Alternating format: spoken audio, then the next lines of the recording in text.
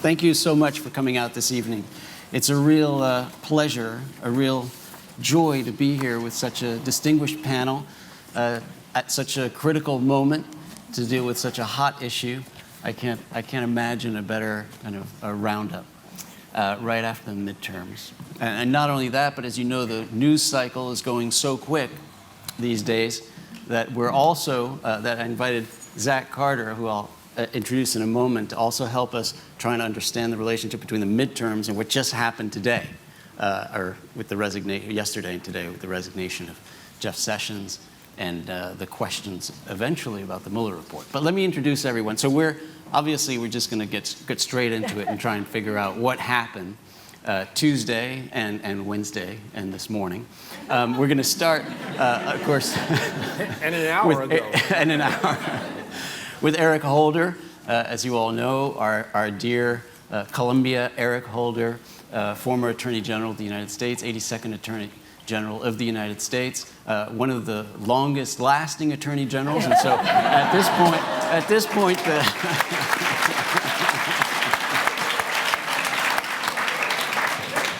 no forced resignations here, baby. No way. So from 2009 to 2015, so 6 years, amazing. Of course, and that completed, or that extended 30 years of service as a public servant at the Department of Justice. And of course, he's now a partner at Covington, spearheading important investigations, including the Uber investigation recently. And also he's the chairman of the National Democratic Redistricting Committee, which has been keeping him very busy recently. Equally important, more important, Columbia College, class of 1973.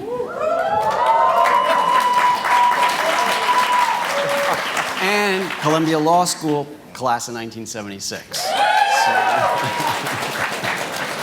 all right. After Eric, we're gonna we have Karine Jean-Pierre. We're delighted to have her with us. If anyone was watching the midterm results on Tuesday night on PBS, you would have spent the evening with Karine Jean-Pierre. I did at least. Senior advisor and national spokesperson for MoveOn.org. She joined Columbia University faculty in 2014, and she teaches a course at SIPA, right next door, where some of you might have gone in by accident instead of Casa Italiana. And she also received her MPA from Columbia University, SIPA, in 2003, so we're really delighted to have you back. She's been campaign manager for the Martin O'Malley for president, campaign manager of many different things, including ACLU's Reproductive Freedom Initiative, Tish James' successful campaign earlier for New York City Public Advocate. And she also worked in the Obama White House, and so we're really delighted to have you Thanks for having here. me.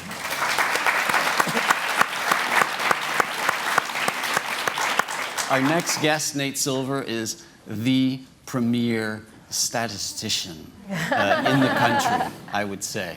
I've known him for many years. I feel like I'm also welcoming back home because I have a little bit of the University of Chicago in me because I spent 10 years there, and he graduated from the University of Chicago in 2000, right? So also welcome back in a way. He's a founder, as you all know, of course, of the award-winning FiveThirtyEight.com, which many of us are like either religiously follow or addicted to. I'm not sure. It's an addiction. Yeah. It's an addiction. And of course, he gained some fame in 2008 when he predicted 49 out of the 50 state results perfectly. He's also a New York Times best-selling author for this book, The Signal and the Noise, which many of you may have read. It's a really terrific read. Why So Many Predictions Fail, But Some Don't. And of course, as you know, before he took over politics, he was the statistician of baseball. Right? Yeah. So welcome, Nate. It's a thrill to have you here. And I'm absolutely thrilled to also be able to welcome Zach Carter, who is Corporation Counsel for New York City. He runs New York, basically, New York City. So you can thank him. He also runs a department of 900 lawyers, I think. Is that right? 1,000 lawyers? Yeah. 1,000. Okay. So before that, he was U.S. Attorney for the Eastern District of New York in Brooklyn. And among other things, he oversaw the prosecutions in the Louima police misconduct cases and other cases. Also, the case involving the rioters who killed Yankel Rosenbaum during the City Crown Heights riots of 1991. So he's been here for a long time and done great work. He was also a magistrate judge in the Eastern District and a judge on the New York City Criminal Court. So thank you so much for joining us, Zach. Thank you. It's particularly important, I felt, as the events were unfolding, I started texting Eric Holder. It was like, we got to address this new issue, which is how do the midterms relate to Jeff Sessions' forced retirement and what's going to come next. So we'll be coming to that, and we'll put that on the agenda. But we want to start first by getting what's the big takeaway from Tuesday? Okay, before we get to Wednesday, what's the big takeaway from Tuesday from the midterm elections? Maybe Eric, you want to start with that? I mean, one thing I'd say is that Democrats, progressives, we had a good night. Yeah. I mean, it's like, yeah. Andrew Gillum might not have won. Stacey might not have won. Beto, I think, probably didn't win. But we had a good night. Now, as was indicated, I'm the chair of the National Democratic Redistricting Committee. So, and Nate will destroy all the things I'm about to say here. But I just kind of looking at some things here, some measures. How do I figure out that we had a pretty good night? Well, we flipped 6 legislative chambers. We won governor's races in 8 states. Actually, that's 9 because we don't have Kansas on the list, but I campaigned in Kansas, so I'm taking credit for that one. We broke supermajorities in 4 chambers. We made gains in 7 legislative chambers. We won 3 Supreme Court races. And since 2011 redistricting, we've then broken up trifecta control in Michigan, Pennsylvania, Wisconsin, Virginia, as well as Maine. 4 ballot initiatives that will now take redistricting out of the hands of politicians and put it in the hands of independent commissions. All are either 3 have passed, 1 is close in Utah, it's likely to pass as well. So all of that happened on Tuesday. Now it wasn't, we took over the United States House of Representatives. Let the subpoenas fly. And so I think that it was. In spite of what the president said yesterday, I think this was a repudiation of Donald Trump in a whole bunch of different places. And in those places where, for instance, in North Carolina, where you did not see a huge change in the congressional delegation there, that's a function of gerrymandering, where Democrats got about 48% of the vote, Republicans got about 50% of the vote, and no seats changed hands. It's still 10 Republicans, 3 Democrats in a state that is about 50-50. And so that's why the work is still needed when it comes to gerrymandering and then voter suppression as well. But all in all, Tuesday was a good night. Doesn't mean that all the problems have been solved, that there's still work to be done. But the other thing was that of the 900 or so seats that people say were lost during the Obama years at the state legislative level, approximately 335, I think I've heard, were retaken by Democrats on Tuesday. So a good down payment on some success. Now, as I said, Nate will destroy all of what I've just said, but the amateur statistician says we had a good night.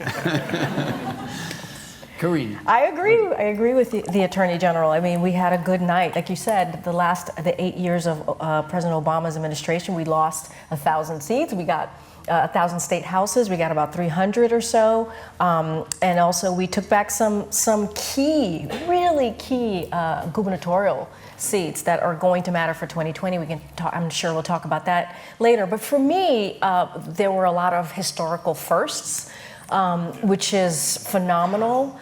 And we're going to put, more than 100 women into the House, which is amazing.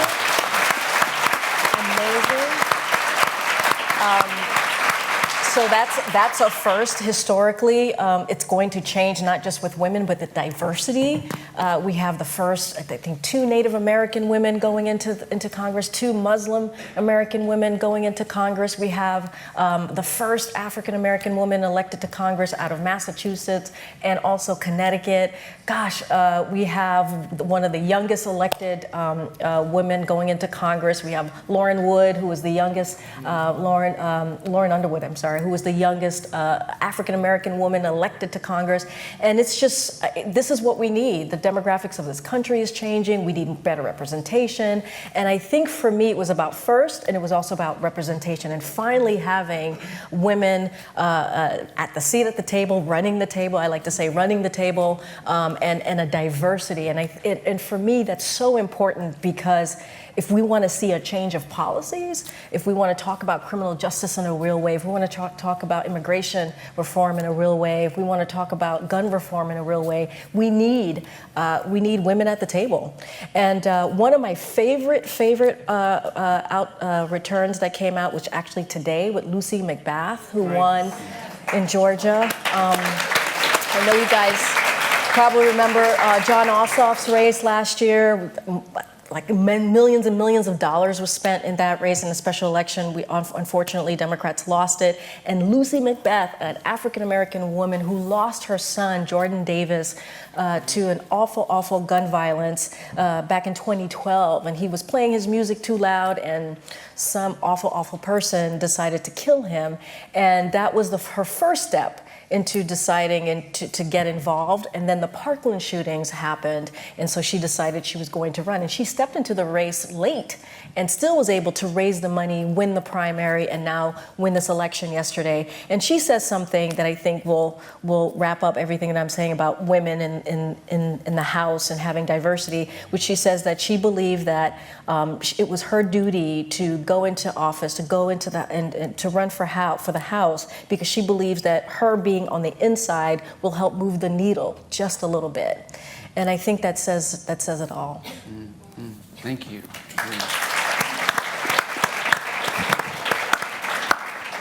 All right, Nate, so tell us what you think. Look, I think if you look at the map that we saw on Tuesday, it results from the combination of about 4 different things. The first 2 which are the most important, the next 2 which are also important. The first one is that it was a very blue year. That's absolutely right. Democrats, when it's all said and done, will probably wind up winning the popular vote for the House of Representatives by around 7, maybe 7.5 points. That's the margin roughly by which Barack Obama beat John McCain in 2008. That was called a landslide. That's the margin roughly by which Republicans won in 2010 or 1994, which are considered wave years. And so, people were in a much more democratic mood than they were 2 years ago, which is typical for a midterm with an unpopular president. But if the president thought that, all these polls are fake, all this news is fake, the resistance is fake, then, 37 House seats or so, which is probably what Democrats will gain when it's all said and done, will tell them it's not fake. The second trend is that there is extreme partisanship and polarization. So there is a little bit of an upper bound. Look, Democrats did a really good job of nominating candidates in all these districts around the country that look like people from their districts, that are good fits for their district, that have backgrounds not in politics, but often in small business or in the military, or they became activists in unusual ways. And that worked to a large degree fairly deep into purple territory and a little bit into red territory, into districts where Trump won by 10 points or so. Once you get beyond that 10-point, that 12-point margin, which is a lot, right? A lot of districts, then you just kind of peter out of any ability to convince people in a country that's polarized. And you saw that in the Senate, where in the Senate we are in a lot of places where Trump won by 30 or 35 or 40 points in North Dakota, and Joe Manchin held on, John Tester held on, but Heidi Heitkamp did not hold on. She lost by 11 points or something. And so you see that being a good incumbent is not enough. The third trend is that incumbency, the power of incumbency, is waning. Republicans help Democrats by having a lot of their members retire. However, incumbent Republicans didn't do a whole heck of a lot better than open seat candidates from their district. And among Democrats, the incumbents didn't have a lot of power to hold their seats. It's usually historically very rare if it's a blue year for your own incumbents to lose, granted in really red states, but like that didn't help Heitkamp and Joe Donnelly and Claire McCaskill very much. It also didn't help Dean Heller. He lost by 5 or 6 points, the Republican in Nevada. It didn't really help Ted Cruz. He only won by 2.5 points, which is a wake-up call for Republicans in Texas. So incumbency, that power is declining. Maybe it's a good thing, but that's a big trend. And the last one is thinking about how voters are distributed between states and districts. Obviously, when it comes to the House, it's based on how boundary lines are drawn. Democrats were in maps that were mostly drawn as a result of the 2010 redistricting process, which was a very Republican-controlled process. And so for them to win the House, there were people who said, gosh, you're going to need a really, really big wave year for Democrats to ever win the House at any point before 2020 or 2022. Well, it happened, but it happened despite those districts being drawn as they were. We should say, like, after 8 or 10 years, boundaries begin to erode a little bit, especially in the Sun Belt where things are changing. So there are districts that were drawn to be very safe for Republicans that no longer are. But still, that constrained the wave to some degree. In terms of states, the bigger problem, I don't know if you would call states as being gerrymandered or not. You can argue the Dakotas were drawn in a way where there probably should just be one Dakota and not two.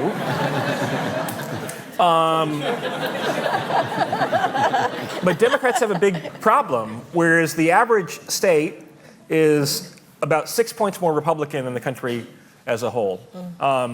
So the 2022 redistricting process will probably go a little better for Democrats. They'll have at least prevent trifecta control in a lot of states. There are nonpartisan initiatives and whatever else, right?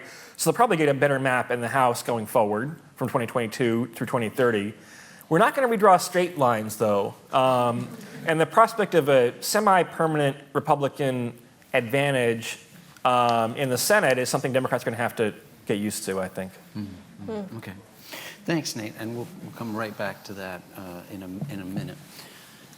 So I'm the political amateur in this group, and I'm grateful for Eric That's to. totally not true. No, I'm a professional lawyer and prosecutor, but not necessarily a politician. If I had not been invited by Eric to be here this evening, I would have been arguing about politics over drinks with my friends, none of whom know anything about politics. And so I now have the pleasure of arguing about politics with people who actually know what they're talking about. This is great. So I think that my impression of the midterms are a result of my expectations going into it, which changed from day to day and hour to hour based on what I was hearing coming from the tube. And sometimes I was optimistic and sometimes I was pessimistic and pessimistic about different things at different times. I think that I was hopeful that Democrats were going to be sufficiently energized that we would take the House. But I wasn't sure until we actually did it. And one of the reasons why I was concerned is because of the nature of House districts, some of which are smaller than a single New York City housing project, where if you have enough like-minded people, whether by demographics or socioeconomics, incumbency is a huge advantage. And then when you compound that with gerrymandering, I thought that was going to be a very difficult hurdle. And I was pleasantly surprised at the end of Tuesday evening or into Wednesday morning to find that, in large part because Trump inspired a lot of energy, because Democrats actually got their act together and behaved competently, that we actually overcame that. And so I was pleasantly surprised and pleased. Where I was disappointed was that to some extent, I thought this election was going to be a referendum on America's values. And where I thought they would be most tested is in statewide races where you have a broader spectrum of people. And when you had races, even though we won some, then where we had some pleasant surprises in terms of taking or holding state houses. But when you had statewide races in which you had remarkably competent candidates running against people who allied themselves openly with Trump, it was disappointing to see those losses. It felt like I felt in the summer of 2016. I'm a golf addict. And so I admit it, I belong to a club. I'm a progressive who belongs to a country club, sorry. And when I had to talk to those folks through the summer of 2016 about why they were voting for Trump over Hillary Clinton, they could seldom, they expressed, irrational antipathy toward her. They could never articulate a specific reason, but, and they voted for him, notwithstanding the fact that they acknowledged that, well, he's a little bit racist, I know he's a little bit sexist, I know he's a little, all the rest, but, as if you could even say but after those things. And I kind of felt the same way I did, I was having those conversations when I saw the results of some of those statewide races. So that was disappointing for me. Well, so let's pick up on that point, and Nate, help me figure this one out. So for the Senate, the relationship between the Senate and the House races, is that telling us that there was a lot of split voting in those states? I mean, in the sense that some of those houses were moving left while the Senate was moving red? Or what was going on there? In other words, what is that? So Democrats didn't win a lot of House seats in states like North Dakota, where you had the Senate. The Senate races were held in states that on average voted for Trump, or not the average Senate race, but the Senate races that were decisive, were on average in states that Trump won by about 20 points. And again, so you see that Democrats did really well up to a 5 or 10 point Trump districts, and then you get to ones where they won by 20, and it's just really hard. So we literally had a model that forecasts all 470 congressional districts at once. So it says a Senate race or a House race, I don't care, I'm just going to look at the data. It had Democrats winning, I think, 36 seats in the House and losing 1 in the Senate, and currently looks like they're going to win 37 in the House and lose 2 in the Senate. So the point is, that's what the data showed ahead of time, just because of how red the states were where Democrats won. It is remarkable in a way, too, that how did Democrats win in North Dakota and West Virginia 6 years ago in 2012? That wasn't that long ago, obviously, right? And, the reason why incumbents usually win is that because they were reelected 6 years. In this case, it's a bluer year, 2018 than 2012. But we've become that much more polarized. I think the Kavanaugh issue, although Kavanaugh is not popular overall, he is popular as Trump is in those red districts, right? And so, basically Trump, his approval rating is 42% approve, 52% disapprove. Everywhere that Trump had a net negative approval rating, which is pretty deep into some fairly red districts, Democrats won. Everywhere Trump is net positive, Democrats lost, or with a few exceptions. So it's not that weird in an environment where polarization kind of dominates everything else. Mm-hmm. On the Kavanaugh question, and I don't know if your statistical models were able to determine any effect, but I think that the way we're talking about Kavanaugh, say, in North Dakota is upside down, in the sense that, the reason Heidi Heitkamp was vulnerable, right? In other words, that preceded the Kavanaugh vote. That's why there was a big question as to whether or not she was going to vote for Kavanaugh or not, right? In other words, so it's almost kind of a cart and horse in some sense. What I know is that we saw in our Senate tracking, Democrats always faced a really difficult map in the Senate. And by the way, Democrats won, I think, 3/4 of the Senate races that were up this year. The problem is that 4/5 of them had Democratic incumbents, and so therefore you had to win 5/6 of them to actually gain the Senate. But we saw in our Senate forecast, Democrats were always underdogs, so they went from being modest underdogs to big underdogs after Kavanaugh. Maybe it was a coincidence, maybe not.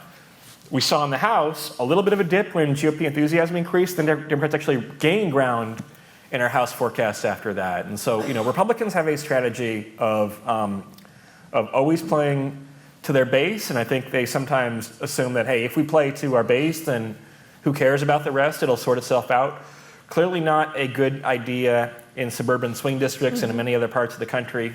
But if you're in R plus 20 states, as we would call them, that can work, right? And so, I don't know. It almost felt to me like both parties, it used to be in the old days that the House was where Democrats held the House for years and years and years and years, right?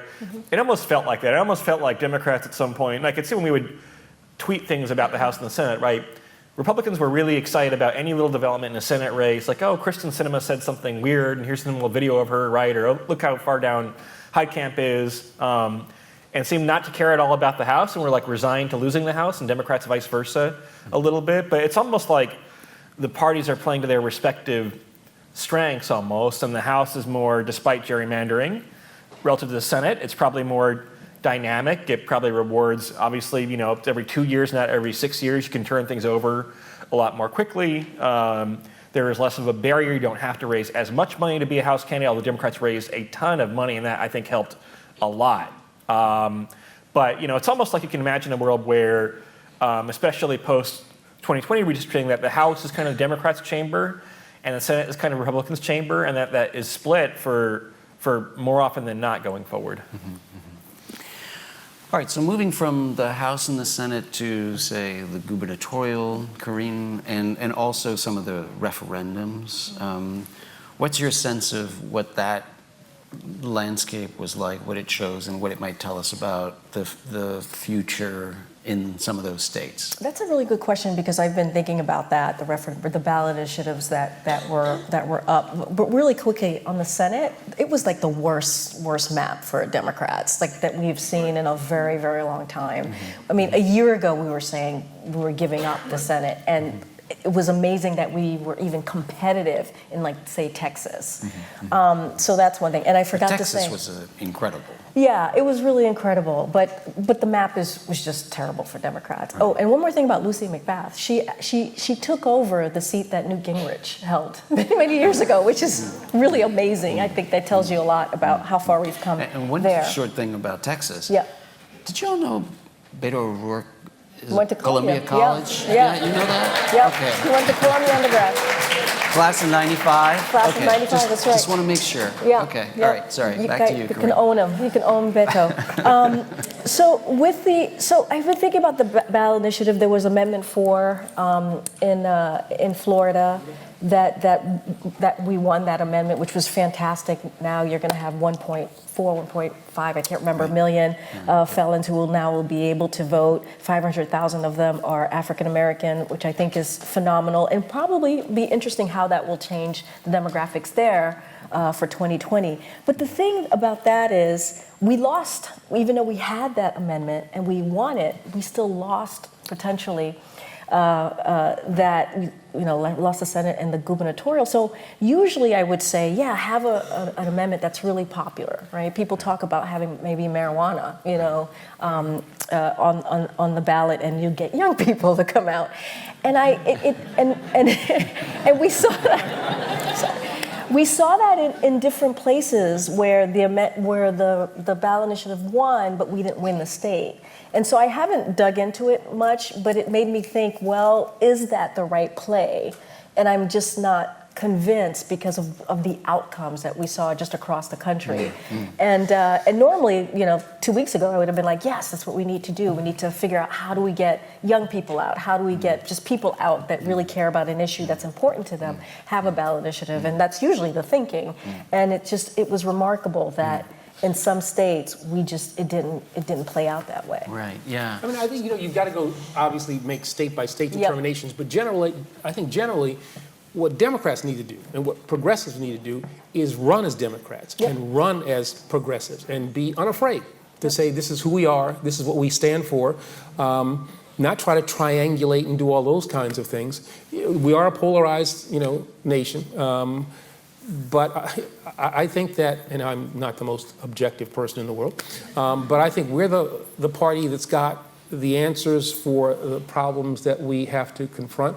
You know, we're the party, it's interesting, if you look at the two parties, we're the party that says we want as many people to vote as is possible, and we want to make it as easy as is possible for people to vote. Republicans are saying, well, we want to say, all right, you folks can vote and you folks in the back can vote, but we don't want you folks up here to vote. We're going to make it difficult for you. There are a whole range of things that I think that we need to just own and, you know, say this is who we are as Democrats. This is who we are as progressives. And I think that people, when they see that authenticity, that is something that will drive people. And I think that's what you saw with Beto in Texas. I mean, you know, he's not supposed to win running as he did in Texas. Now, there's a whole bunch of wonderful attributes that he has, but I think at the core of that effort was his authenticity, his saying, this is who I am, this is where I stand, vote for me.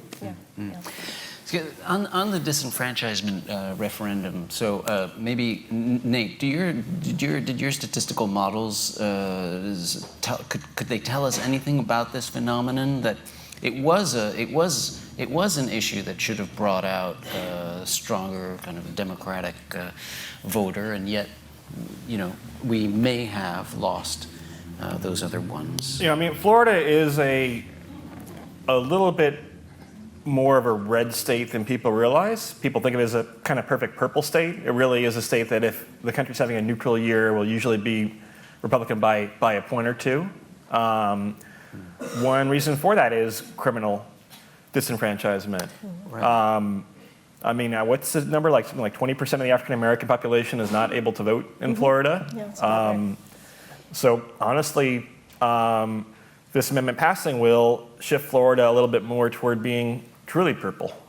You know, it is one of those states that, you know, look, there still is some regional variation. I think kind of early on Tuesday night, you began to get results in from Kentucky, where Democrats failed to win that Allison McGrath seat, Indiana, where Donnelly lost pretty badly, and Florida was, you know, those are probably the three most disappointing results for Democrats, and then it looked for a point in the night like it might be a bad year for Democrats, and then they kind of did very well everywhere else in the country.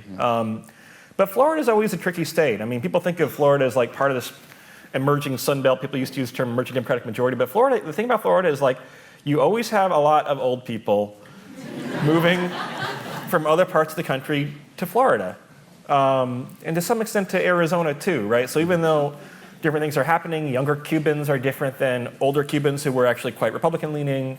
The Puerto Rican American population is growing in Florida, lots of other things, right? You know, Miami is a really big, diverse city. When you have a whole truckload of old people moving to Florida continuously, it will probably never become that blue necessarily. But I take it that the statistical models don't show us that we should strategically, you know, either party can play this game. They do with the abortion issues and abortion referendums, and I mean, issues on that. But that a kind of a popular referendum, or a referendum that's going to get out your base, does help. No? I mean, I don't know if it's about getting out the base as much as, like, I think Democrats have learned that, like, you can, you know, pieces of amendments or bills or whatever else that enhance voting rights tend to be fairly popular, right? With some exception, like voter ID laws actually poll pretty well too, even though Democrats might not like those. But, you know, initiatives to end or curb partisan gerrymandering are quite popular. Initiatives to make voting easier by, e.g., expanding early voting or making voter registration easier or more automatic are quite popular. And so I think Democrats will learn, like, you know, so this is not the same as like the wave of like gay marriage proposals in the mid-2000s, where Republicans were like, oh, here's a way to gin up turnout.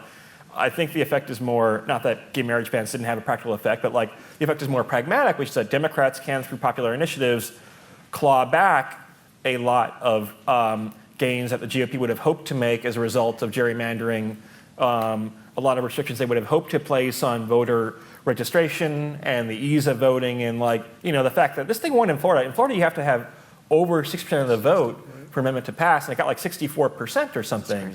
In Florida, at least, was not a particularly good night for Democrats. And so the lesson for that is just straightforward. Like, Democrats should look at how many states can I get these initiatives on the ballot in and do them in as many as possible for 2020, 2022, et cetera. Although Yeah. in Missouri, there was I believe, a ballot initiative there to raise the minimum wage. And the thought there was that was something that worked, I think, for Claire 6 years ago, but apparently, obviously didn't work, didn't work this time around. And you all remember we had Desmond Meade here from Florida 8 months ago for one of these panels. Remember, we had Desmond Meade and the attorney from Florida who were pushing this initiative. So that was a great panel too. Let me come back to you, Eric. On the question of gerrymandering, that's so much part of this conversation. So, what is your sense of how much that affected this race, these midterms, and then also what are the prospects? I mean, the commission you're working on, and how's it going to change things in the future? I think, as I said, that Democrats, progressives had a good night, but it could have been a better night if they're without gerrymandering. I mean, 7 percentage points, 9 percentage points, whatever it is that in terms of more Democratic votes for the House. If you don't have gerrymandering, you potentially have more Democratic congressmen coming in than you will, and that's also true at the state level. You would have more people going to state legislatures who were Democrats, but for the redistricting that was done by the Republicans in 2011 after the 2010 election, that remember Obama described as a shellacking. On the basis of that, you draw the lines in 2011 that have led to a decade. I mean, they really went to town. I mean, they really went to town when it came to gerrymandering. Princeton, sorry, I have to mention them. Princeton did a study and said that it was the worst gerrymandering of the last 50 years. And so the NDRC is really, we put that together with the thought that we'd raise the consciousness of people about the impact of gerrymandering on their lives. I mean, it's not some wonky political thing. This has an impact on, criminal justice reform, reproductive freedoms, a whole range of issues. And our thought is that we'll hopefully have a fair census in 2020. We've already filed a lawsuit with regard to that, and then come 2021, have a redistricting process that's simply fair. Because the NDRC is not an attempt to gerrymander for Democrats. I actually think that if we just have a fair process, just make this a fair fight, that Democrats and progressives will do just fine. We don't need to do anything artificial. There'll be, I don't know if we're going to have, a blue wave in North Dakota or South Dakota or Wyoming. All right, that's fine. But if you just make it fair, places like North Carolina, Pennsylvania, Ohio, Michigan, Wisconsin, the places that were our target states, we'll see substantially greater numbers of Democrats both at the state and federal levels. Great. And you've been working a lot on that recently, huh? Yeah. I got home on election night, I think around 7 or 8, and as I put my key in the door, I was wondering if my wife had changed the locks. And because we'd been on the road for, I guess, almost 2 weeks, and hit, I don't know, 12 states. I don't remember how many states we hit, and after a while, when Patrick Rodenbush is back here, he's the communications director for the NDRC. He made the observation that over the course of 4 days, we had been in the Atlanta airport every day. We had stopped, going to Las Vegas, coming back, going to South Carolina. It was every night was, pack your bag, go from once, and you wake up, in the middle of the night or in the morning, you wonder, Where are you? where am I now? Yeah. Okay, right. And it was, I can say this, Patrick. I was with the candidate in Michigan who was running for governor. And I was, Gretchen Whitmer, who's going to be a great governor in Michigan. And I was talking to the press and, extolling her virtues. And I said, she's going to be a great governor of Virginia. And I think people need to get out there and vote for her. And Patrick was like, no, we're not in Virginia. Like, all right, let's redo that one. So, But she also would have been a good governor of Virginia. Maybe even better. Right? Some residency problems. All right. Yeah. Okay. All right. So we had Tuesday. Let's move to Wednesday before we then start prognosticating about 2020. Okay, so Zach Card, I want to put you back in your U.S. Attorney for the Eastern District hat. Okay, so how do we digest all of this news, and also, like, how is the midterm results going to affect all of this? So, in other words, I mean, in part, I have a sense that they contributed to the to what happened. But are they also? Is it so? We've only got 2 months left without a Democratic House, and is that going to affect what's about to happen? Do you think? So? Sure. I mean, obviously, the removal of Sessions was no surprise. The timing of it may have been a bit of a surprise, but it was a direct reaction to what is anticipated coming from a democratically controlled House.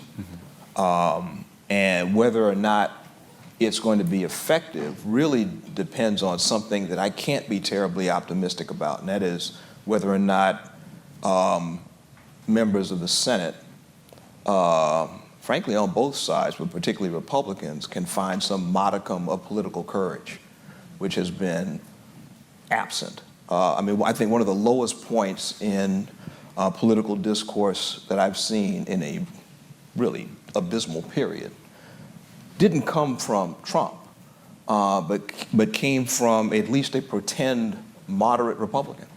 When on 60 Minutes, Jeff Flake was interviewed, and he was asked whether or not, if he were running for re-election, he would have done what he did to delay the vote and extend the FBI investigation, so-called. And he laughed and said, no, not a chance. Without shame, without embarrassment. I mean, an admission on national television that he would not have had the courage of his conviction to do what he did if he had been running again. I mean, one of the things I think that as an aside that I think we need to do to kind of help bolster people and inspire them to be courageous is we have to recognize them when they're courageous and they pay for it. So I'm hoping that the Kennedy family, when they give out that Profile of Courage Award, give it to Heitkamp.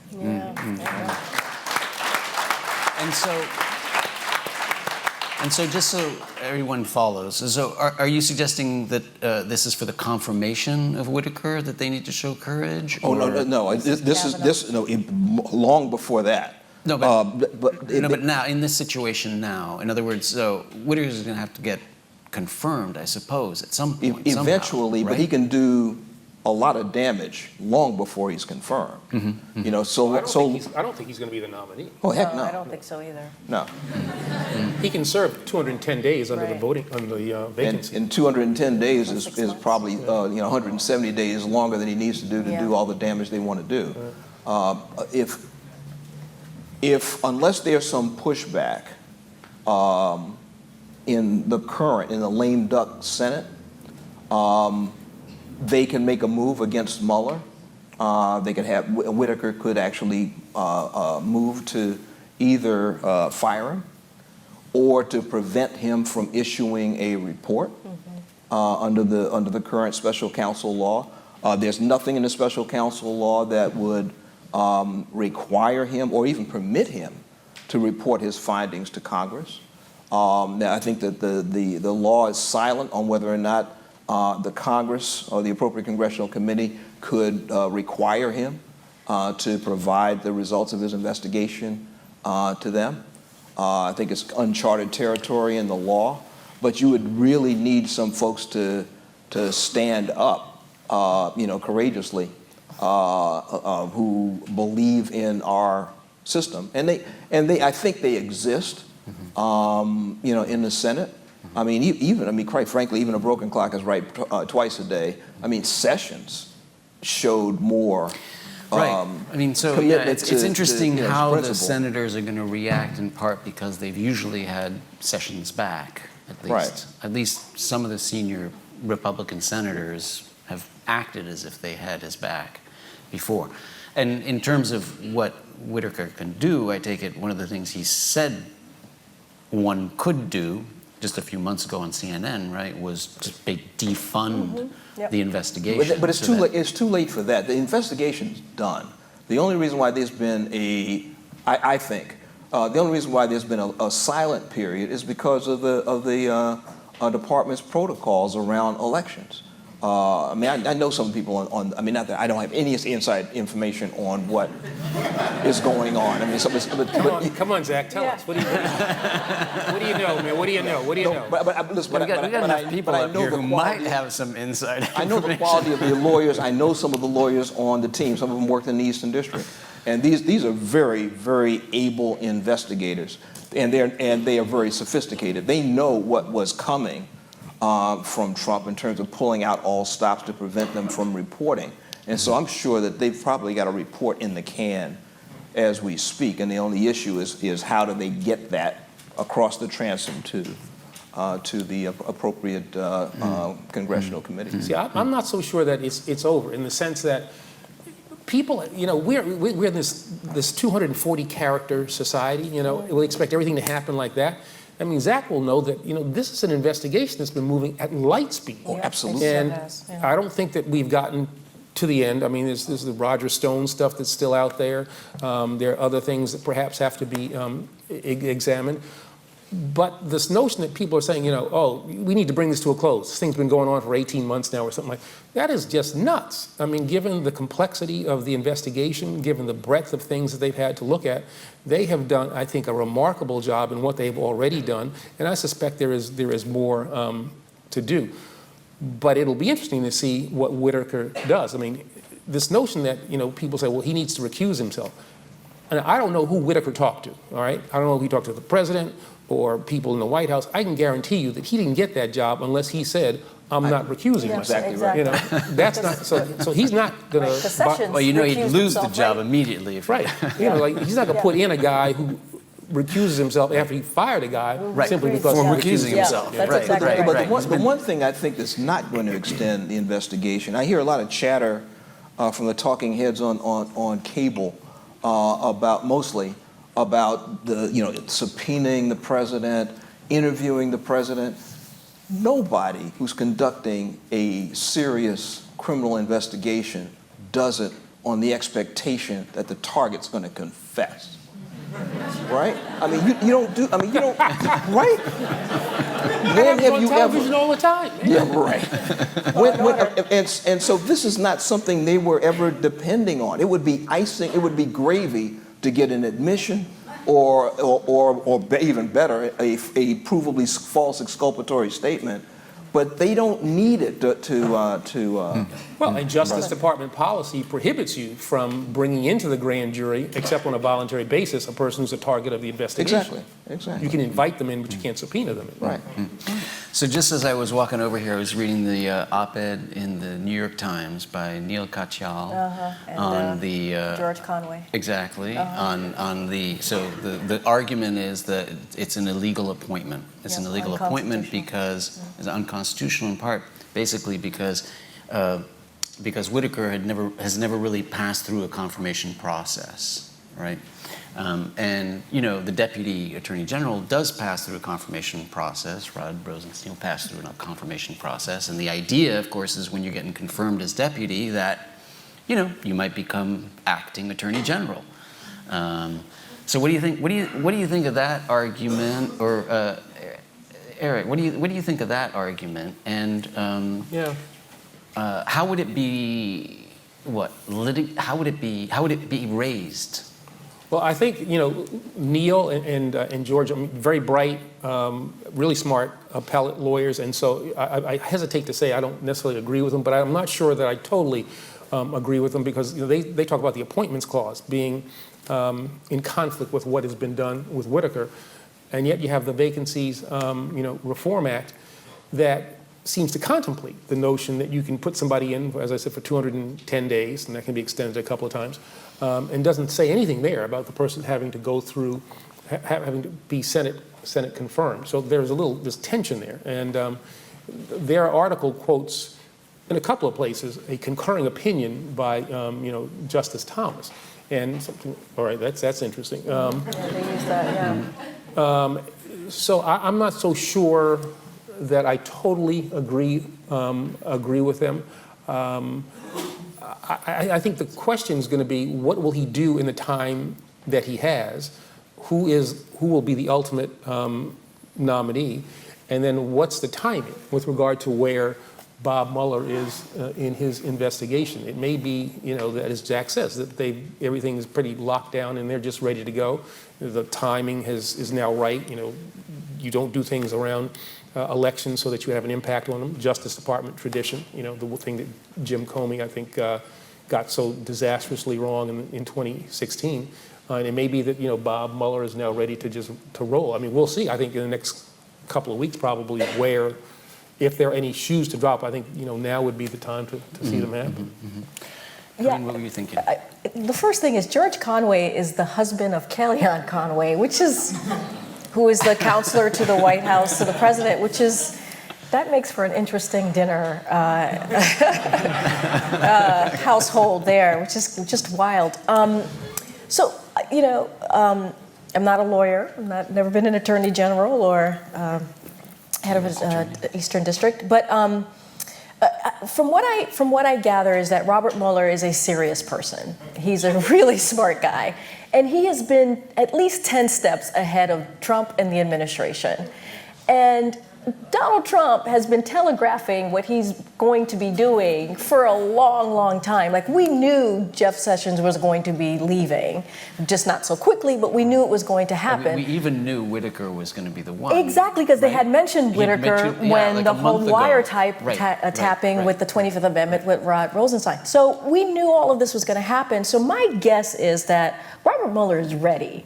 Like he is, whatever's going to happen in these short 2 months, which is going to feel like 6 years, I think he's ready. And I think I agree with you. I think what Whitaker can do is prevent the report from coming out. He's not going to recuse himself because, yes, that's the reason why he got the job. He's a sycophant, right? He was essentially interviewing for that job from the spring of 2017 after Mueller was put into place. So and Republicans are not going to do anything. They will just not. No one even said a word about it in the last 24. I think we had.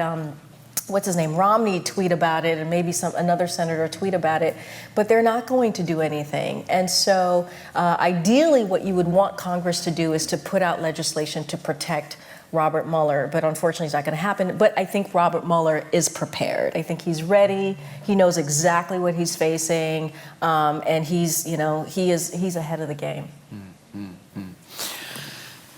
All right, well, we will see, won't we? I don't know if anybody's online right now, has he already been fired or something, Anything happened in the last 5 minutes? Really. Okay, so now let's look into the future a little bit. Nate.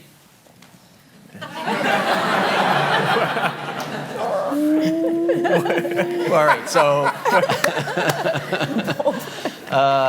The crystal ball. 2020? So what do these midterms tell us about 2020? Yeah, tell me, Nate.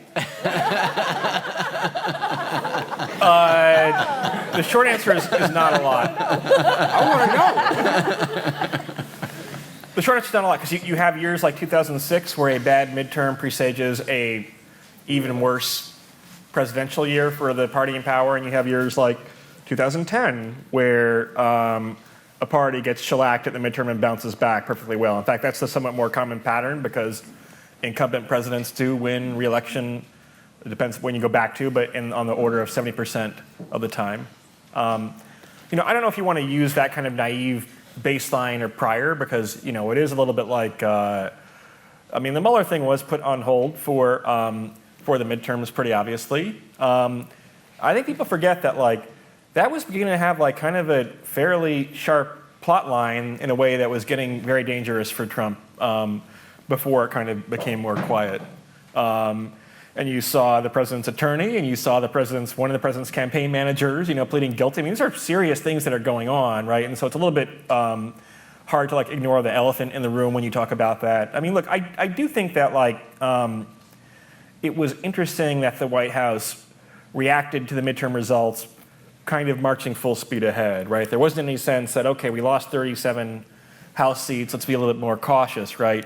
I mean, firing Sessions was probably something that was inevitable for a while, and the way they tend to behave is like you say, okay, all the journalists are exhausted from the election, they're all busy, and so you put this out there now, right, when it's literally like just harder for the news media to cover and kind of raise the alarm. Or you distract from Or you the distract. midterms. And the thing with like Jim, with Jim Acosta, right, you know, it's like, I think they think what they're doing is working, and I'm not so sure that it's working. I'm also not sure that it's not working, but like, I think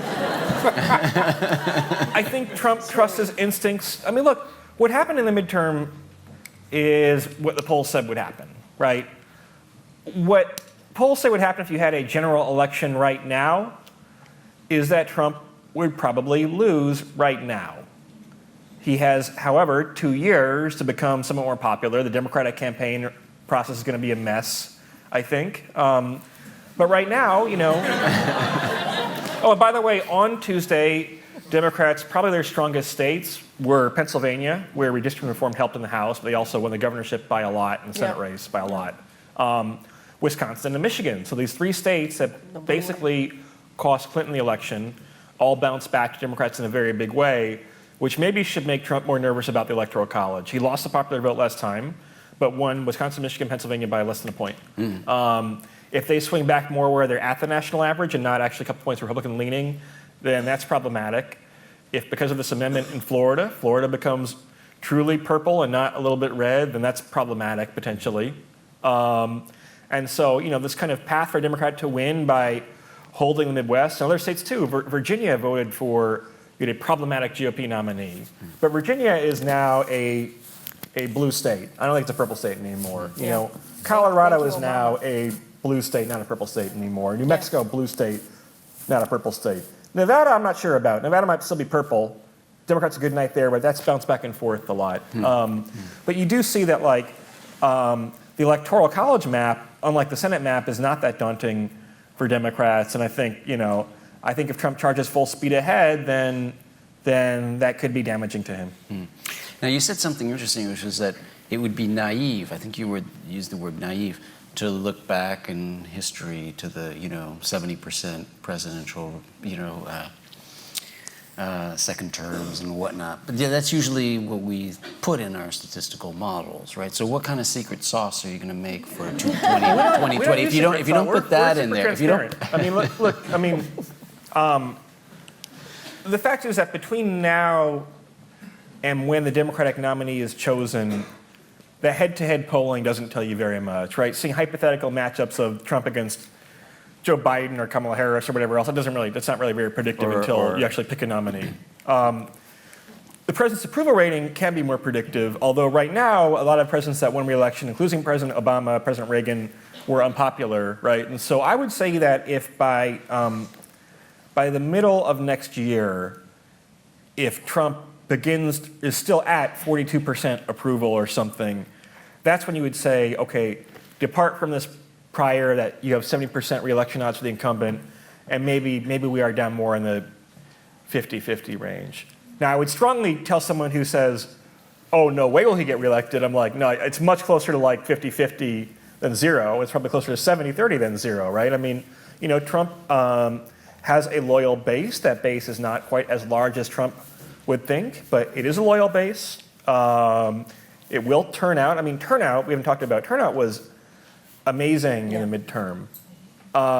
Amazing both in the sense of like astoundingly high relative to expectations, and also like amazing in the sense like it's good that people are like very engaged in their midterm. I mean, 115 million people it looks like will eventually turn out versus 79 million in 2014.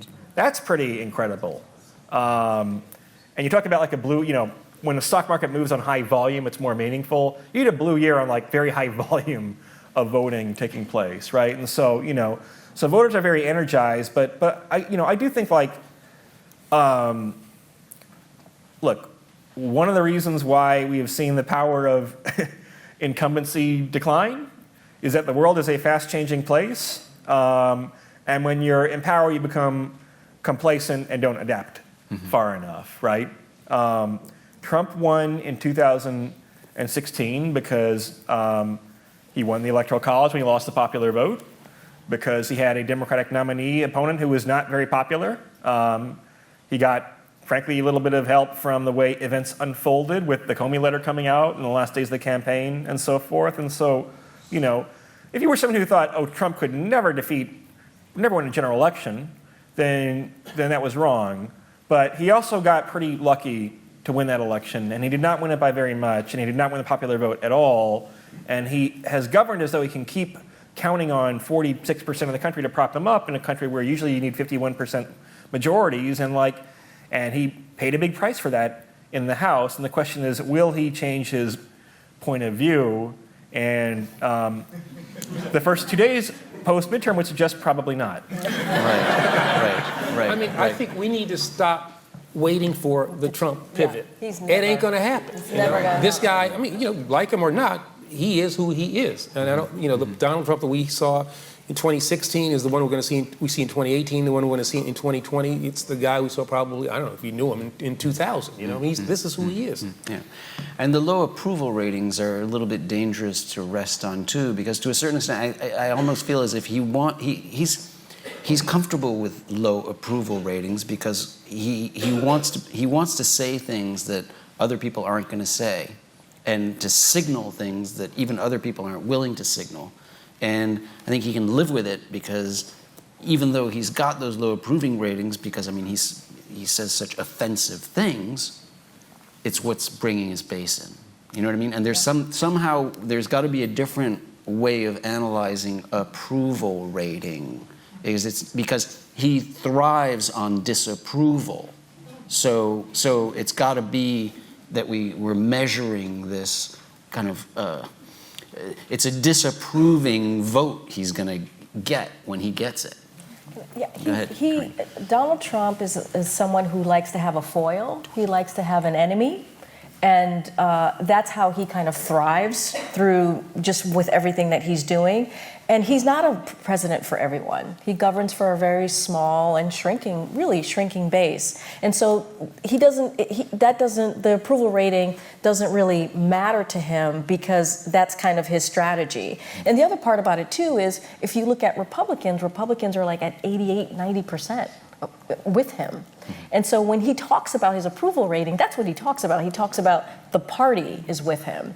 And then everything else is just kind of red meat, just, you know, throwing fear-mongering and ugliness and hate to his small and shrinking base. I mean, that's been his strategy, and we just, you know, we really haven't found a way to cut through that. But that's what made the election night on Tuesday so rewarding, is because people really came out. And I traveled across the country the last couple of weeks. I went to Texas, I went to Orange County in California. We had some competitive districts and we did well there. Went to Georgia. And the linchpin, the thing that people talked about, healthcare and economy was really important, but they really wanted to have a Congress that was a check on this president.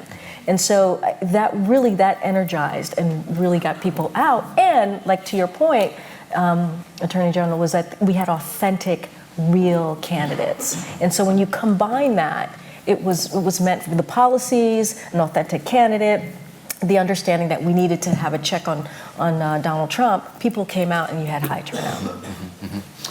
Okay, we're about to open it up for questions, but before we do, Karine, I want to get your predictions for 2020. So how do you see us? What do you see in the crystal ball? So coming out of 2018, this election, we are a very polarized country. It was very much the urban suburban areas versus rural areas. And you saw that very clearly when you look at the House seats and how, you know, we did really well in suburbia. You know, Donald Trump was a huge drag on suburban areas, and with women, with independents. I mean, you can correct me on this, Democrats broke with independents broke with Democrats at the highest numbers that we've ever seen in decades. And What was the Democrats? independents went with Democrats at numbers we haven't seen in a long, long time. And that all of that says a lot. And it goes back to the governor's question, too, about the governorships that we won.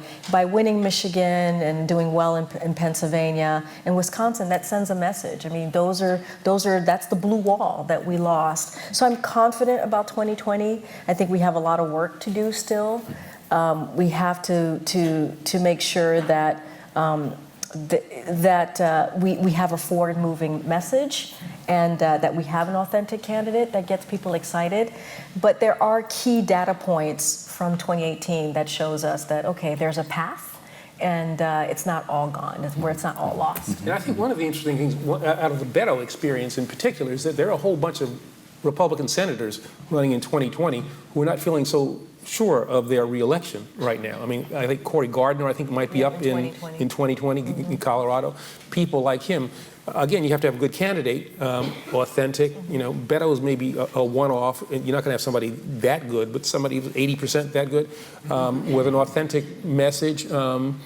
With an unpopular president. I think Nate's right that there are structural problems for Democrats when you look at the Senate. But as I think this is right, they have the same problem we did in 2020 that we had in 2018. They are defending a far greater number of Senate seats, and so I think the possibilities exist there for some significant gains potentially. Even in the Senate. Mm-hmm. Okay, let's have some questions from the audience. Yes, Kat, can you get a microphone? Is there a microphone somewhere? Do we have an extra microphone here? Thanks, Giselle. Could you pass it to Kat? Thanks. Go ahead. Hi, my name is Lutza. I'm in the School of General Studies here at Columbia. Awesome. Yeah, go ahead. So I'm wondering about, in the wake of the 2016 election, we heard a lot of talk about populism, both in the context of the United States and abroad in Europe and the Philippines. And somehow a lot of that discourse seems to have stopped. So I'm wondering if that's a fundamental change in the nature of sort of politics or the candidates that are running, or if it's rather just a change in how we've been talking about them. Who wants to take that one? I mean, Brazil, I don't know if you'd call the guy a populist or a fascist, frankly, or what. It's horrible. Look, I actually think in some ways the U.S. is not the best example of the trend because Donald Trump is not very popular. And the reason that he has won is because Republicans or the GOP has figured out that, that the way things are structured right now is that you can govern from 45% of your base and still have a chance to win a majority of the Electoral College, a majority of the House, though it failed this time, and a majority of the Senate. And I think that's pretty important, right? And it's not just that Trump isn't that popular, but actually, the opposition to him is more enthusiastic than the support for him, believe it or not, right? In the exit poll from Tuesday night, I think Trump's ruling was 44% approve, 55% disapprove, 1% not sure, which are not good numbers. But the strong numbers were 26% strongly approve, 47% strongly disapprove. So it's even a bigger spread. So I think people, I don't know. I think there are reporters and media people who kind of romanticize the white working class voter in the diner in Pennsylvania or whatever, right? I haven't seen very many takes, by the way, because again, with Democrats doing so well in Pennsylvania, not Ohio actually, but Pennsylvania, Michigan, Wisconsin, why haven't we seen reporters go out and revisit these diners and ask why Bob Casey and Wolf won by 18 points, right? And when Democrats flipped 4 House seats in Pennsylvania, for example, right? You don't see as much as that potentially, but I don't know. I think Trump won in ways that are quirkier and more idiosyncratic than I think people want to acknowledge. Globally, though, I think it's pretty scary. I'm not an expert in global politics, but but in a lot of different places, in a lot of different circumstances, it seemed like we could kind of narrow this down to certain types of countries and certain types of issues. But Brazil is not one of those places that you would have thought was on the vanguard of I think, a really dangerous type of populism, and we saw what just happened there. Mm-hmm. Mm-hmm. Good. More questions? Yes, here on the side. Hi, my name's Abhinav. I'm from Omaha, Nebraska, and one of the things that I found most interesting was the swing of the Midwest back, but I was wondering if that optimism might have to be a little bit more cautious, because although Democrats saw great gains in Michigan and Wisconsin, we also saw significant losses, not close ones, in Iowa and Ohio and Indiana and Missouri. So really, where does the Midwest go from here, considering the changing demographics of this country not affecting them as widely as it does the coasts? Well, I think one of the things that we have to start getting our heads around, and Nate can probably talk about this better than I can, is that, we have in our own minds, maybe from the Roosevelt era, a kind of what the map of the United States looks like. These are Democratic areas, these are Republican areas. And Ohio, for instance, may not be the swing state that it once was. It might not be the bellwether. That might be a state that is just way more red than it has been in the past. Whereas, Georgia might be a state that comes into play in a way that it has not before. The Southwest becomes something that is more Democratic. So the way to 270 for Democrats might be different than it might have been in the 60s, 70s, 80s. Something along those lines. And so, Iowa might. I'm not sure about Iowa, but Ohio is one that in the work that we did at the NDRC, the redistricting committee, we really got wiped out in Ohio, and didn't do well in Florida either, but did really well in Wisconsin, Michigan, Pennsylvania. And so I think rethinking the map of what is, we have to maybe put aside that which we have held on to for a good number of years as what's this country look like in terms of reliably Democratic, reliably Republican. I saw a question in the back. Yes. In the back row there. She's at.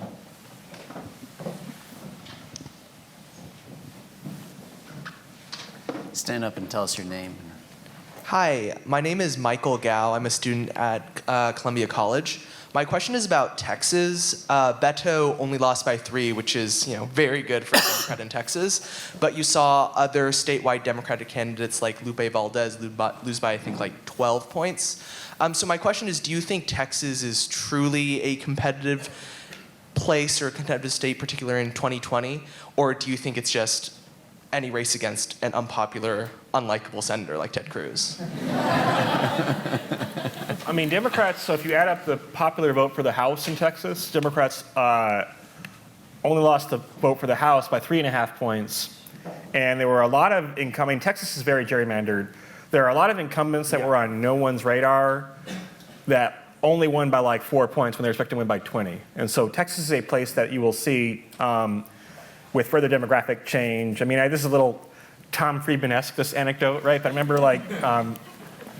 I was going to something in Austin a couple of years ago, and I flew into Dallas, and for some reason I couldn't get a flight to Austin. I had to take a car there for 4 hours, right? And you go through Texas, and it looks like the stereotype of what China looks like. There's building everywhere. There's lots and lots of growth, new people moving in. And so even 2 years from now, Texas will be a little bit different than it was, and certainly 4, 6, 8 years from now.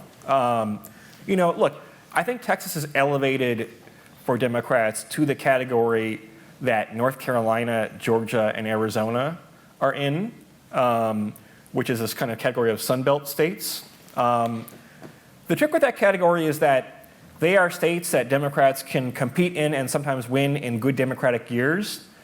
When you're at 50-50 type years like 2016, can they win there? Maybe not. And tactically, there's a little bit of risk for a Democrat in getting caught in between, where on the one hand, you're no longer as strong in the Midwest as you once were.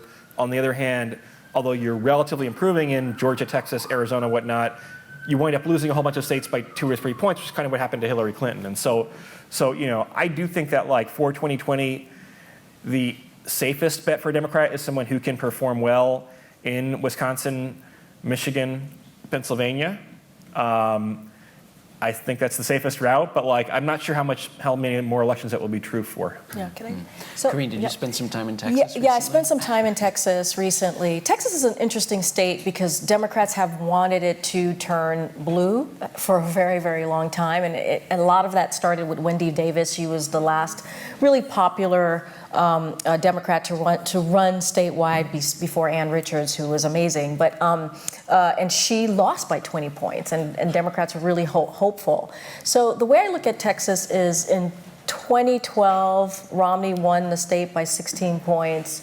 In 2016, Trump won it by 9 points. And now we come to today where Beto lost it by just 3 points. Now, there's a lot of factors to that. Ted Cruz is not a popular guy. Even among Republicans. I mean, they wanted Trump to nominate him. He would have gotten probably 100% of votes if they could get him out of the Senate. But anyway, that's how much he's beloved. So it's an interesting state in that way. It's trending, but very, very slowly, I believe. But the thing about this year, besides the fact that Ted Cruz is just unpopular, Beto O'Rourke was a one-of-a-kind candidate. And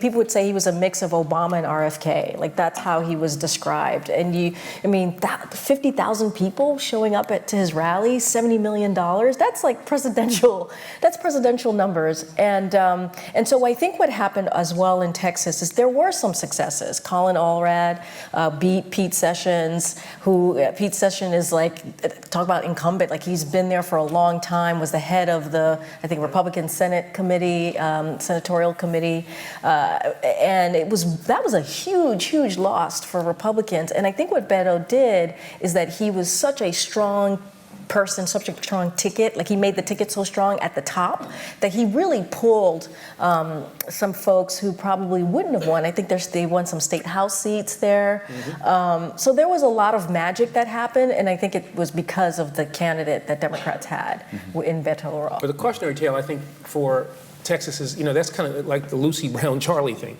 Democrats will always think we're going to get Texas, and then they pull a football away just as if you're a kid. That's right. But I worry there about the voter suppression. I mean, that is among the most effective states when it comes to these suppressive techniques. Sued them when I was the Attorney General. Jeff Sessions, God bless him, actually took the Justice Department from the plaintiff side, suing Texas, to defending Texas. A pretty remarkable thing to do. This is in the midst of the litigation after we'd won it at a couple of levels. So I worry about voter suppression there. And I also worry about Hispanic turnout that has not necessarily been at the same level in Texas that you see, for instance, in California. And if you had those same rates there, that state would be a lot more competitive. So something you got to unlock something there as well. Mm-hmm. Okay, we're going to take one more question. Yes. That was fast. That was fast. Sarah. Hi, my name is Sarah. I'm in Columbia College, and something I'd noticed over the midterms was that a lot of progressive Democrats focused on issues like healthcare and really rallied around it. And I think the recent discourse has been that a lot of Democrats haven't found a single issue that has really resonated with voters to sort of focus on, and that's why we lost 2016. It's because a lot of the messaging was like, oh, Trump is not a good candidate, so you should vote for us, which is not exactly super convincing. And do you think the Democrats will do that in 2020, or do you think it's necessary for the next election? Let's see. What do we Well, think? I think that in some ways Democrats get a bad rap there. This notion that we only run against Trump, but we don't have an affirmative agenda. And yet we talk about, health care. We talk about protecting the climate. We talk about criminal justice reform. We talk about, protecting women's right to choose. These are all affirmative things that the Democratic Party stands for, in stark contrast to positions taken by the Republicans. Now, you can, and I also think that we can walk and chew gum at the same time. We can have this affirmative agenda and say, hold Donald Trump out for what he is. doesn't mean that you can't do, you can do both. It's not like if you only talk about Trump, that means that you're not having an affirmative gender. We have to, I think, in essence, do both. But I think that the party takes a bit of a bad rap there. All right, so let's do this. Let's come back. Let's start with Zach Carter. One nugget, one real important thing to take out to remember from these midterms, to think about from these midterms. Pretend like you're talking to your friends, having a drink and talking Oh, about politics. gosh. I mean, I think one of the challenges of Trump and what makes him dangerous is that, and this, at the risk of being an armchair psychologist, I think there's a level on which he behaves as if he's indifferent to re-election as president. Because given the choice between being a term-limited president and being the permanent leader of his white nationalist base, I think in his heart he prefers the latter. And if he can be president, that's gravy. And I think that's what makes him dangerous and puts our values in jeopardy. I mean, sometimes when I look at a Trump rally, I look at these people and they feel familiar, and I finally put my finger on it. I mean, and Eric and I are about the same age. Don't you remember when we used to debate whether or not professional wrestling was real or fake? All right? And the reason why professional wrestling had to come out of the closet was because the New York State Athletic Commission threatened to regulate them as a sport because wrestlers were getting hurt. And professional wrestlers say, oh, wait a minute, no, just kidding, we're fake. We're just an entertainment, we're not a sport.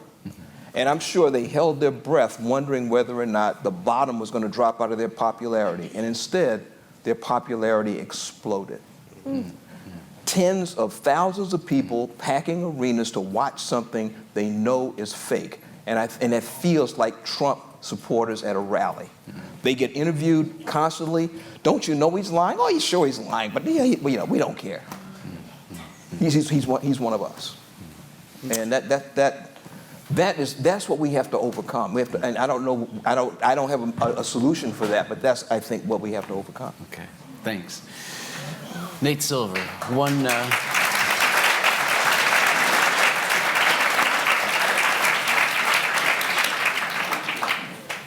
one gem from these midterms. I mean, in some ways, in abnormal times, this was a very normal midterm.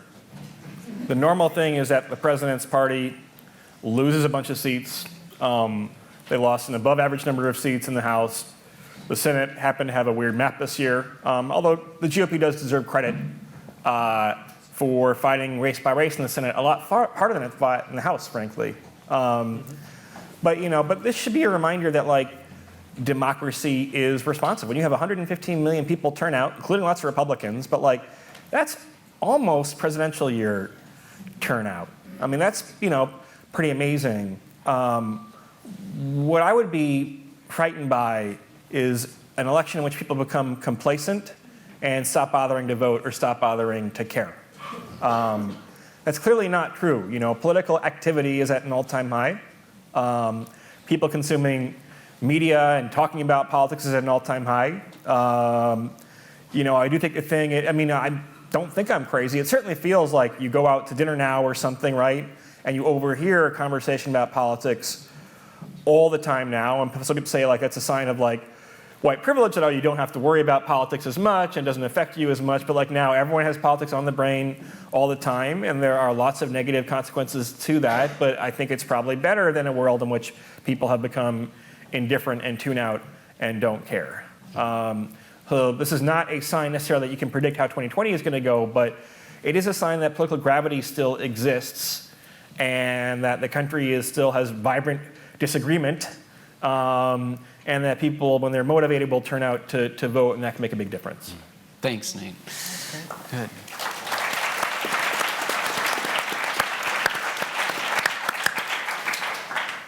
So when Trump was elected back in 2016, November, we all remember, I was really down. and like many of people, was really down. But I refused to take vacation. I refused to go away. I was like, no, we got to keep fighting. We got to keep fighting. And then the inauguration came along, his inauguration, and it was really depressing. And that day I was like, wow, we are really screwed. I do not know how we're going to get out of this. We are really screwed. And then the next day, the Women's March happened. And we went from 24 hours prior to it really being very depressing and carnage and all of this craziness, things that we have never heard a president say at inauguration as he's swearing in to take an oath to be a president for everyone. And the next day you see 200,000, 300,000 women in D.C. just land in D.C. and with pink hats and marching and incredibly enthused and excited. And that's when I got my energy back. And I thought to myself, okay, we're going to be okay. And then there's moments throughout the last 2 years where I was really nervous. You had the Muslim ban 1.0, the Muslim ban 2.0, and it was really awful. You had the fight for healthcare, but people came out and we stopped healthcare. And so when you get to the last couple of months leading up to November, I was really nervous because were we going to electoralize the movement, right? Were we able to really take the resistance and will everybody come out and vote? And I traveled to, like I said, Texas, Georgia, across the country, California, and it was amazing. Every time I came home, I would tell my partner, we're gonna win, because I was so excited. This is really great. Because the people there on the ground, a lot of them were Move On members that I was talking to, this is ground zero. And they were just all in, knocking on doors, making phone calls, and it was really amazing, and it got me really emotional, and I thought to myself, we're gonna be okay. And then the numbers happened. You know, like Nate said, 115 million people came out. And I wasn't sure what was going to happen. And when I saw that, I thought, okay, we're going to be okay. And there's one state that I want to talk about. I know we are a very polarized country. I know that, and it's really scary when you see the states that Donald Trump won and what Democrats were able to turn over, very red states, and clearly fear-mongering, immigration played well there. But there's this one state, Kansas. We were able to win the governorship there. And I thought that was amazing because the Republican candidate in that race was awful. He was so Trumpian. Really hateful, Secretary of State, voter suppression. And I thought, wow, so if Kansas is able to reject this guy, that says a lot. And it made me really hopeful on Tuesday night. And also in Virginia, well, Virginia is now blue, but they had a terrible candidate, another Trumpian candidate. And he was rejected as well. And so I take those two states, Virginia, which is blue, Kansas, which is very red. It's a huge surprise that we took that state, and it makes me think that there's a bright light ahead of us, and we just got to continue to work, ground zero, grassroots organizing, doing the best that we can, and continue to fight. Thanks.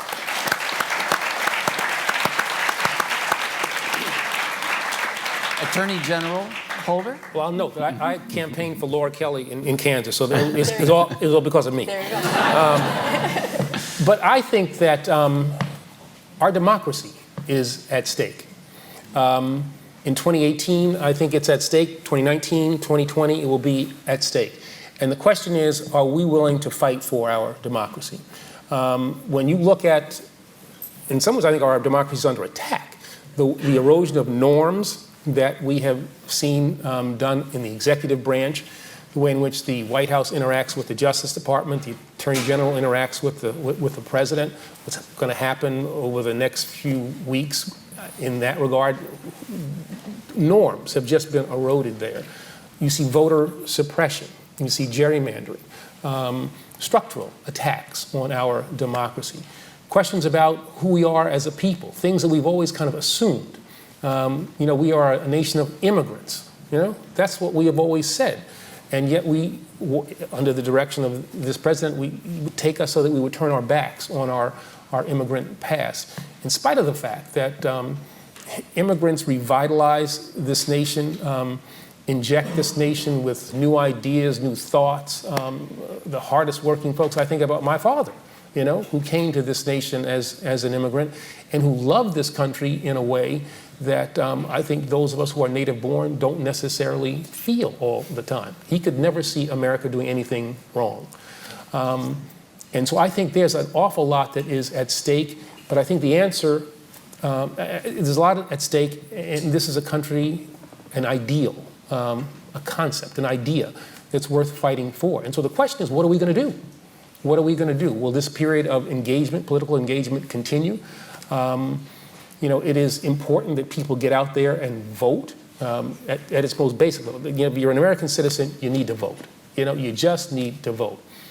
People died, people suffered, people sacrificed so that people would have the right to vote. People know Cheney, Schwerner, and Goodman, the 3 civil rights workers in Mississippi. People tend to forget they were down there registering people to vote. John Lewis got his skull cracked on the Edmund Pettus Bridge so that people would have the right to vote. And we dishonor what it is that they did if we don't vote. We don't pay back the debt that is owed those people if we don't vote. So, we have our democracy under attack. Our values, our ideals are at stake, but there's an answer, and that is American civic engagement. And so I would urge all of you to find a way in which you can become involved, stay involved over the course of these next 24 months or so. The stakes are too high for people like you who are idealistic, intelligent, committed.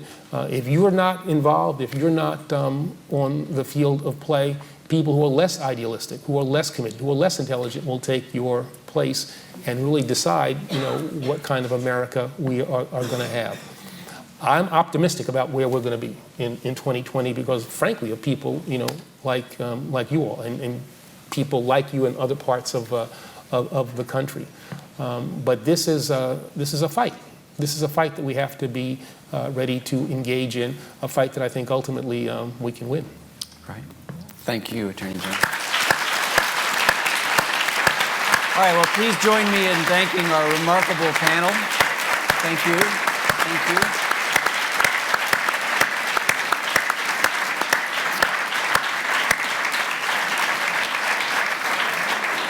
And we will be back in the new year with a continuation of these extraordinary panels. I think the next one is on February 9th, so you can mark your calendar. And in the meantime, we have a marvelous reception downstairs, and we hope that you'll join us for that. So thank you very much.